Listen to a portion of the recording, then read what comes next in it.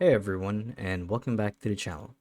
So in today's video, I'll be teaching us how to properly add a checklist to your subtasks or your workspaces or main tasks on monday.com. So without further ado, let's dive right in. So to actually do this is quite simple, and the first thing that you guys need to do is you want to make sure that you're logged into your monday.com account as an administrator. And assuming that you guys have the proper credentials, or I should say our permissions to make some changes within your workspace, you'd want to highlight over the workspace that you want to add a checklist to. So let's say that I want to add a list of things to do, or a procedure for under content analysis rather. So I would click on this little box right here that says start conversation, and then you guys will see a bunch of different options to choose from.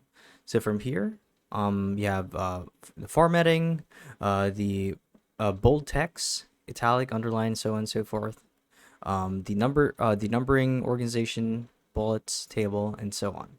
Now from here, if you guys go to the very end, you'll see that there's an option that says checklist.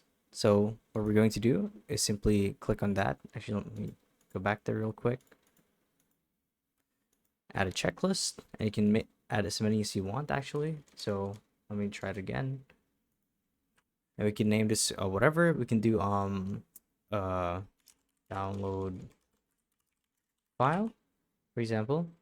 Then you can hit enter to add another one. Import to company G drive.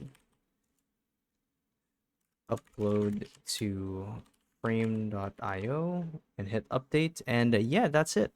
So yeah, thank you guys for watching video, and we'll see you in the next one. Bye bye.